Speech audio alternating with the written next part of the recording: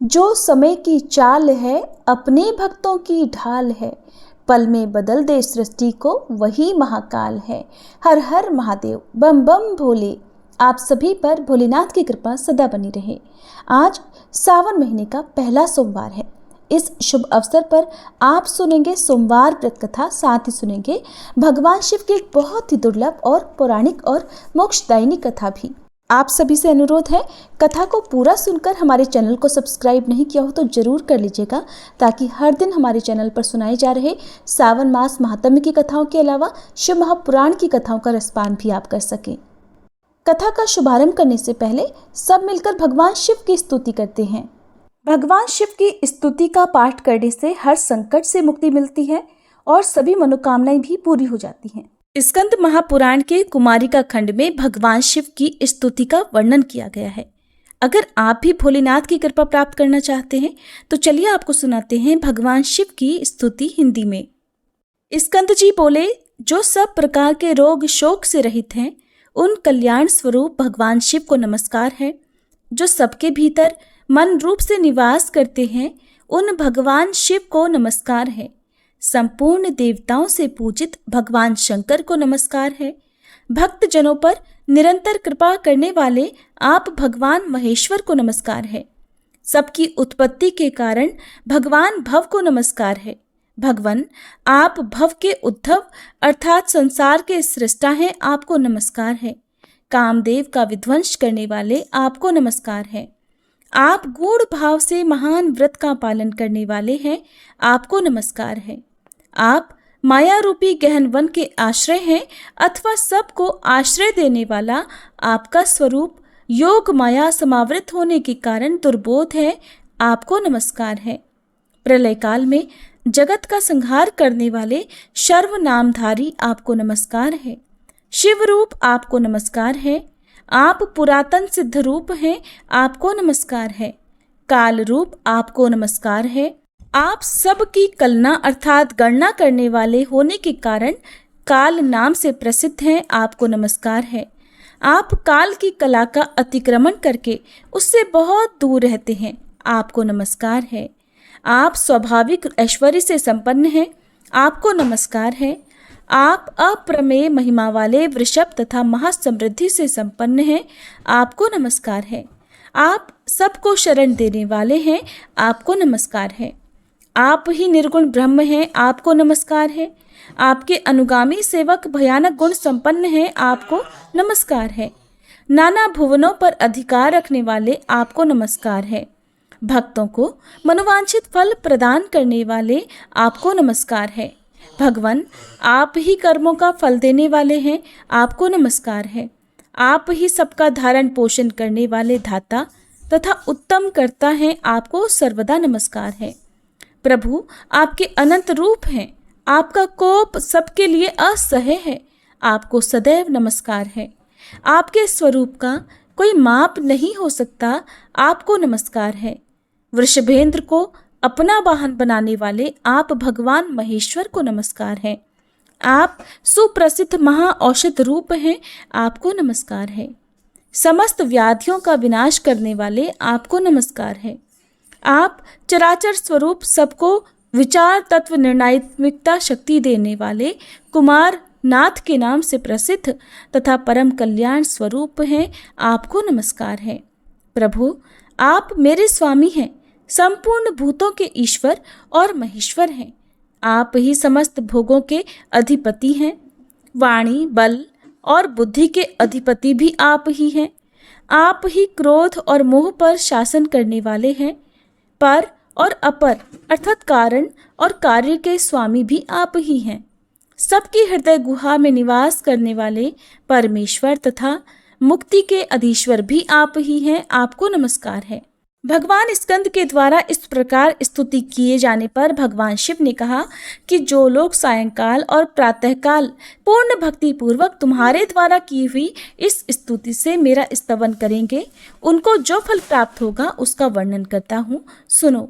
उन्हें कोई रोग नहीं होगा, दरिद्रता भी नहीं होगी तथा प्रियजनों से कभी वियोग भी नहीं होगा, और वे इस संसार में दुर्लभ भोगों का उपभोग करके मेरे परम धाम को प्राप्त करेंगे। इस प्रकार श्री स्कंद महापुराण के कुमारिका खंड में शिव स्तुति संपूर्ण हुई। प्रिय श्रोताओं, सावन के हर सोमवार को भगवान शिव का पूजन प्रदोष काल में अवश्य करना चाहिए।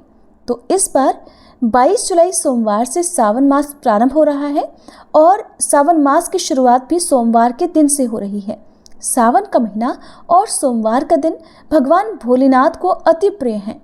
आज यानी 22 जुलाई सोमवार को प्रदोष काल का समय रहेगा शाम 6:24 से 7:54 तक और अगला सावन सोमवार 29 जुलाई को रहेगा।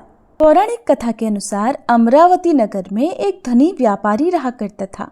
दूर दूर तक उसका व्यापार फैला हुआ था। नगर में उस व्यापारी का सभी लोग बहुत मान सम्मान करते थे।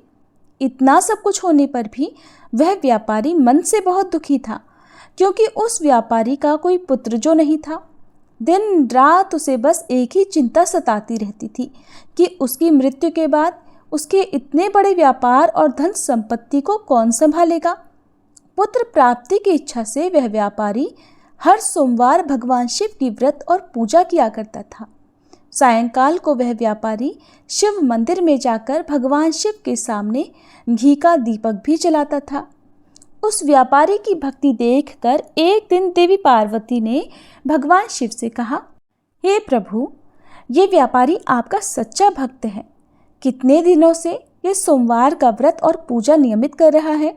भगवान, आप इस व्यापारी की मनोकामना अवश्य पूर्ण करें। तब भगवान शिव ने मुस्कुराते हुए कहा, हे पार्वती, इस संसार में सबको उसके कर्म के अनुसार फल की प्राप्ति होती है। प्राणी जैसा कर्म करते हैं उन्हें वैसा ही फल मिलता है। इसके बाद भी देवी पार्वती नहीं मानी। उन्होंने बार बार आग्रह करते हुए कहा, हे महादेव, हे प्रभु, आपको इस व्यापारी की इच्छा पूरी करनी ही पड़ेगी। ये आपका अनन्य भक्त है।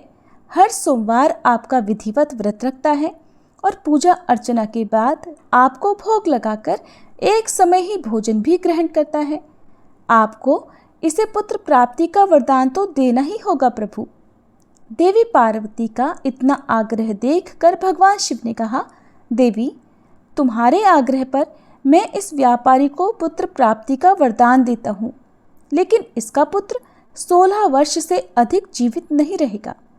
उसी रात भगवान शिव ने स्वप्न में उस व्यापारी को दर्शन देकर उसे पुत्र प्राप्ति का वरदान दिया और उसके पुत्र के 16 वर्ष तक जीवित रहने की बात भी बताई। भगवान के वरदान से उस व्यापारी को खुशी तो हुई, लेकिन पुत्र की अल्पायु की चिंता ने उस खुशी को नष्ट कर दिया।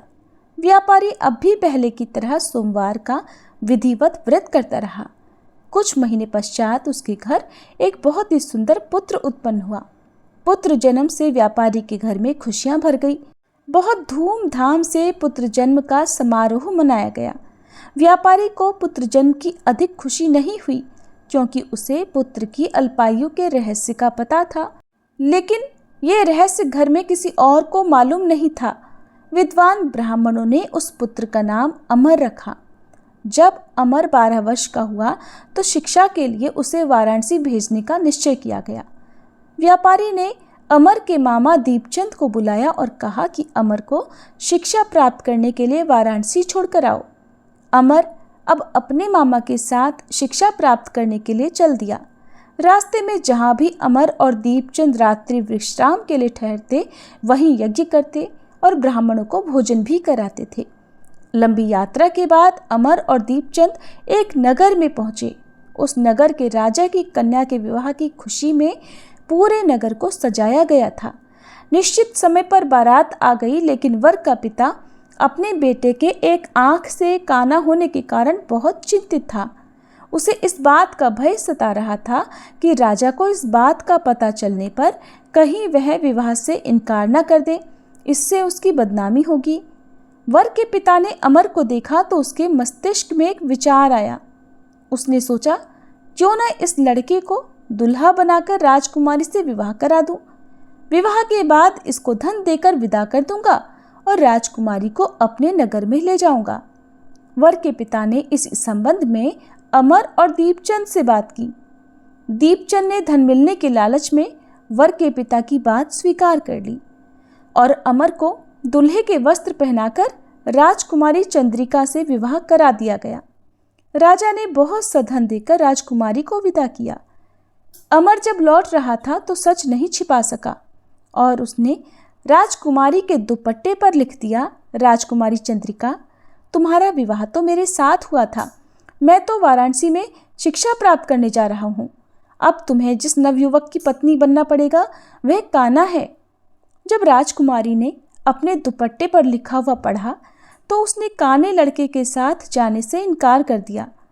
राजा ने सब बातें जानकर राजकुमारी को महल में रख लिया। उधर अमर अपने मामा दीपचंद के साथ वाराणसी पहुंच गया। अमर ने गुरुकुल में पढ़ना प्रारंभ कर दिया। जब अमर की आयु 16 वर्ष की हुई तो उसने एक यज्ञ किया।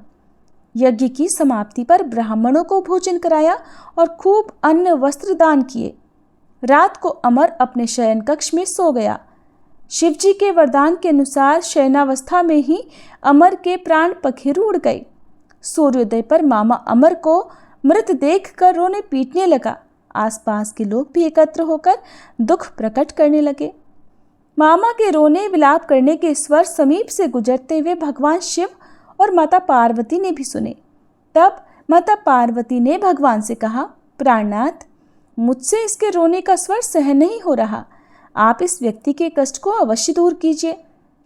भगवान शिव ने देवी पार्वती के साथ अदृश्य रूप में जाकर अमर को देखा तो पार्वती जी से बोले, देवी, ये तो उसी व्यापारी का पुत्र है जिसे मैंने 16 वर्ष की आयु का वरदान दिया था।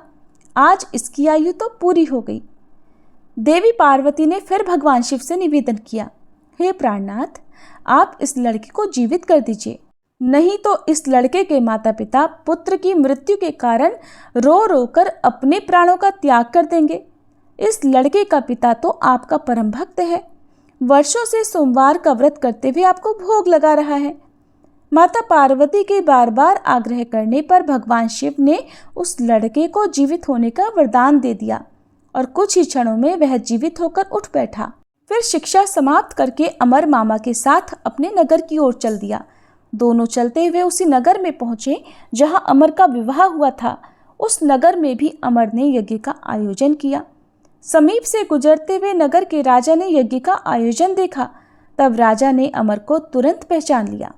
यज्ञ समाप्त होने पर राजा अमर और उसके मामा को महल में ले गया और कुछ दिन उन्हें महल में रखकर बहुत सारा धन वस्त्र देकर राजकुमारी के साथ विदा कर दिया। रास्ते में सुरक्षा के लिए राजा ने बहुत से सैनिकों को भी साथ भेजा। दीपचंद ने नगर में पहुंचते ही एक दूत को घर भेजकर अपने आने की सूचना भेजी। अपने बेटे अमर के जीवित वापस लौटने की सूचना से व्यापारी बहुत प्रसन्न हुआ। व्यापारी ने अपनी पत्नी के साथ स्वयं को एक कमरे में बंद कर रखा था। भूखे प्यासे रहकर व्यापारी और उसकी पत्नी बेटे की प्रतीक्षा कर रहे थे। उन्होंने प्रतिज्ञा कर रखी थी कि यदि उन्हें अपने बेटे की मृत्यु का समाचार मिला तो वे दोनों भी अपने प्राण त्याग देंगे। व्यापारी अपनी पत्नी और मित्रों के साथ नगर के द्वार पर पहुंच गया। अपने बेटे के विवाह का समाचार सुनकर पुत्र वधू राजकुमारी चंद्रिका को देखकर उसकी खुशी का ठिकाना नहीं रहा। उसी रात भगवान शिव ने व्यापारी के स्वप्न में आकर कहा, हे श्रेष्ठी, मैंने तेरे सोमवार के व्रत करने और व्रत कथा सुनने से प्रसन्न होकर तेरे पुत्र को लंबी आयु प्रदान की है। ये सुनकर व्यापारी बहुत प्रसन्न हुआ। सोमवार का व्रत करने से व्यापारी के घर में खुशियां लौट आई। शास्त्रों में लिखा है कि जो स्त्री पुरुष सोमवार का विधिवत व्रत करते और व्रत कथा सुनते हैं, उनकी सभी इच्छाएं महादेव की कृपा से पूरी हो जाती हैं। सोमवार व्रत कथा समाप्त। अब सुनिए भगवान शिव और माता पार्वती की कथा। एक बार भगवान शिव देवी पार्वती जी के साथ हरिद्वार भ्रमण पर थे।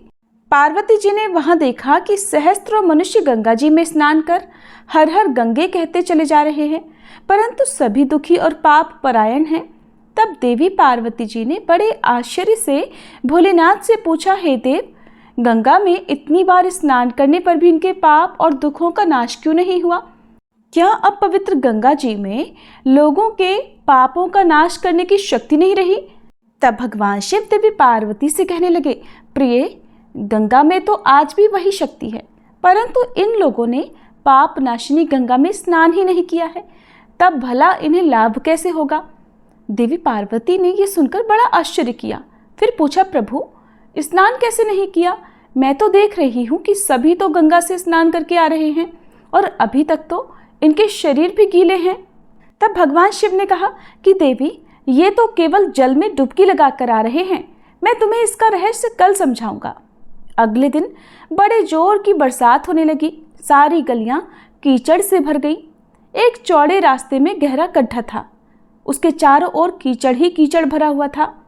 भगवान शिव ने अपनी माया से एक वृद्ध रूप धारण कर लिया और एक दीन विवश की तरह गड्ढे में जाकर ऐसे पड़ गए मानो कोई मनुष्य चलता हुआ गड्ढे में गिर पड़ा हो और निकलने का प्रयास करने पर भी निकल नहीं पा रहा हो। और भगवान शिव ने देवी पार्वती को गड्ढे से थोड़ी दूर ये समझाकर बिठा दिया कि देखो, आप लोगों को सुनो सुनो कर पुकारती रहना कि मेरे वृद्ध पति अचानक गड्ढे में गिर पड़े हैं, कोई पुण्यात्मा इन्हें निकाल कर इनके प्राण बचाए और मुझ अबला की सहायता करे।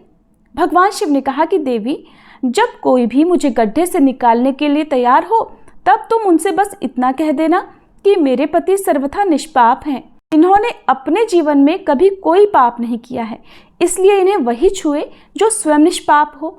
अगर आपने अपने जीवन में एक बार भी कोई भी छोटे से छोटा पाप तक नहीं किया हो, तभी मेरे पति को हाथ लगाना, नहीं तो हाथ लगाते ही आप भस्म हो जाएंगे। तथास्तु कहकर देवी पार्वती जी गड्ढे के किनारे बैठ गई और फिर आने जाने वाले लोगों को भगवान शिव की सिखाई हुई बात कहने लगी। उधर गंगा जी में नहाकर लोगों के समूह आ रहे थे। एक सुंदर युवती को यूं दलदल के पास बैठी देखकर कई लोगों के मन में पाप आ गया। कुछ लोग लज्जा के डर से डरे, तो कुछ लोगों को धर्म का भय हुआ, कुछ लोगों को कानून से डर लगा, कुछ लोगों ने तो पार्वती जी को यह भी सुना दिया कि मरने दे उस बुढ़े को, अरे क्यों उसके लिए रो रही है। आगे और कुछ दयालु सच्चरित पुरुष भी थे।